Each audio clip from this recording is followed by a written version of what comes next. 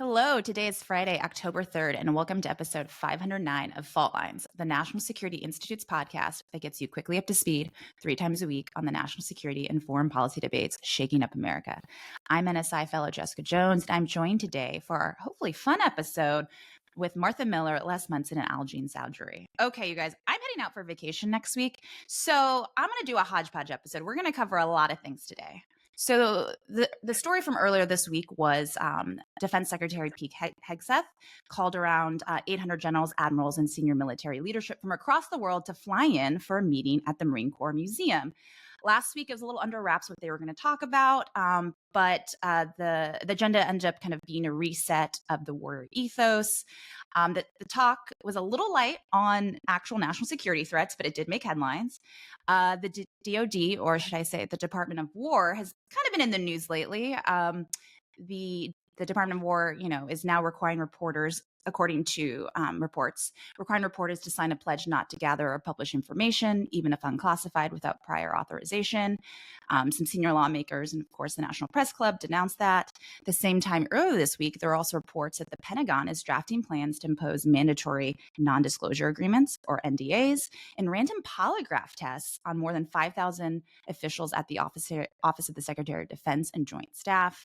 And then, of course, there is the federal shutdown, which, is impacting all federal operations. A lot of us are based here in DC and the DMV. So if you haven't checked out shutdown specials at restaurants and bars near you, please do so.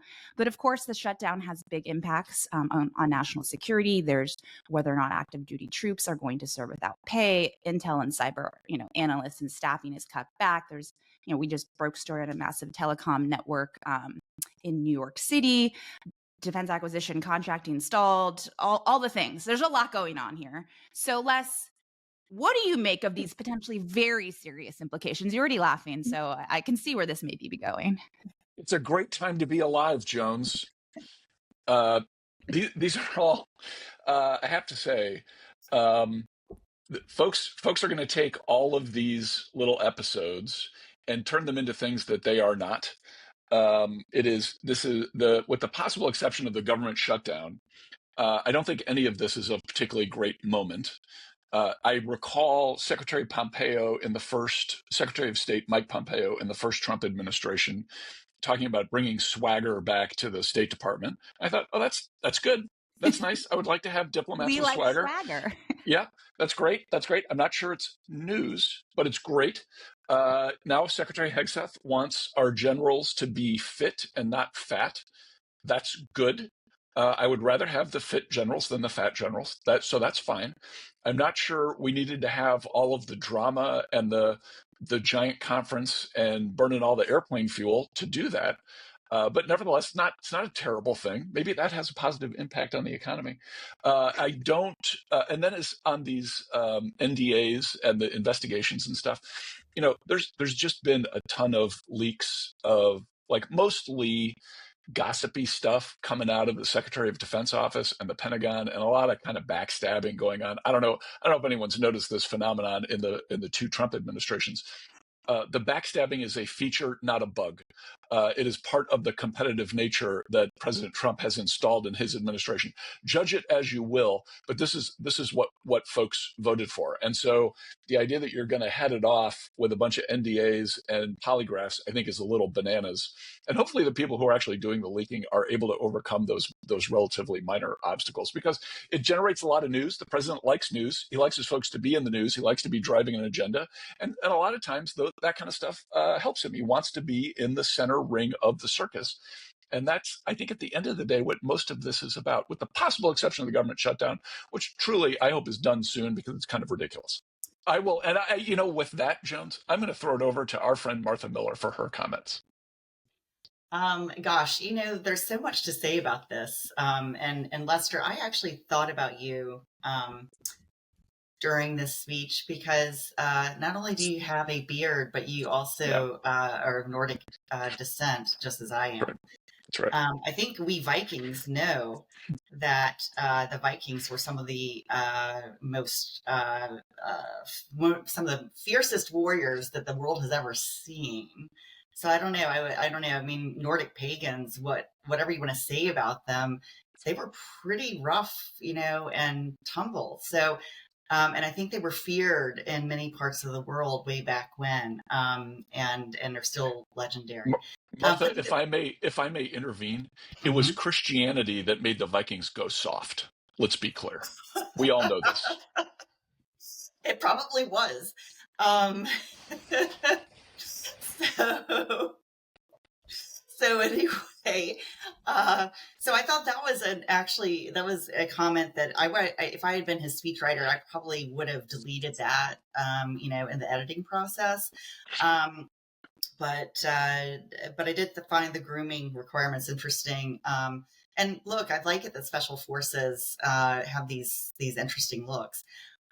So anyway, putting that aside, I think if I were counseling President Trump, the Trump administration can be quite good at diagnosing problems. I think, what I would tell him if I were one of his closest advisors, I would remind him that for every, the Newton's third law is for every action, there is an equal and opposite reaction. And I think this is yet another example of where they've diagnosed a problem. There were excesses in the past that, overreaches that merit serious reflection and review of best practices. And at the same time, if you're too splashy about it, if you go too far, your solutions will not be durable. And not only that, it will get, the laws of nature are that you will actually get an equal and opposite reaction. And so I guess I'm just waiting for the pendulum to swing, and then we get to see what the other side chooses to do. And I have a feeling, I feel like we all have been in some state of motion sickness for some time already with these pendulum swings in American politics.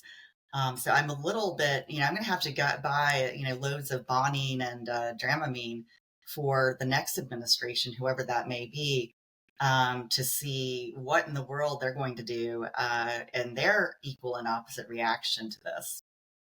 So, Algene, Martha's talked about buying some Dramamine to survive the next decade or so. What do you think of the developments this last week or so when it comes to in the department and the shutdown? I think that it's very clear that the administration, Trump and Hegseth, really want the personnel, whether it's the rank and file military or the civilians, to pledge their loyalty to the administration and the administration's policies. It's very clear, for example, these NDAs and, the tamping down on dissent and the leaks. It's very clear that they're trying to send a signal. We are watching. We want you to fall in line. And if you don't, it's like shape up or ship out. And it's very clear that, these NDAs or the crackdown on leaks, it's really not about any intelligence, national security imperative. It's really about, as Les pointed out, the rumors and the gossip and the things that make them look bad to the press. It's not about any sort of intelligence failure. I mean, if that was the case, we wouldn't have had Signalgate, right? So what's happening now is really about clamping down. We've seen 60,000 civilians leave the military. And I think that they're seeing the writing on the wall and seeing the signals. They were offered, buyouts, et cetera. But I think that it was very clear, you get in line or you leave. And that is the ultimate signal to the military. And who knows what's to come? Yeah, that's the ultimate signal. Got your own tagline there, Algene. Look at that. Well, so we're on a Friday. We've got October 3rd. We're on a shutdown. What do folks think? Is this a long one or a short one? Les, we'll go in order. Les, what do you think? I think we reopen on Wednesday. Boy, when does the shutdown end? I think Wednesday is quite optimistic. But I mean, I feel like the two parties are truly at loggerheads. I think this could stretch out to Thanksgiving. I don't know. I just know that I'm not feeling optimistic about it. Although, Lester, I know you're pretty deep into this, so you might be right. But but I do want to point out that a government shutdown, in addition to gathering all of the military brass in one location, taking them from their areas of responsibility all at once, having them in one location all at once, which is typically avoided and why they have secure VCs. Mhm. Not only that, but also a government shutdown, I feel like is not the greatest situation for our national security interests, and would be kind of an invitation, almost a sign of weakness to our adversaries to wreak havoc. Algene, your thoughts on the shutdown? Yeah, it's very clear national security is not the imperative here. Well, I think the shutdown is actually going to last a while. I think it was all quite orchestrated, and there's a lot of things that they want to do as far as firing and laying off more people until that's all complete.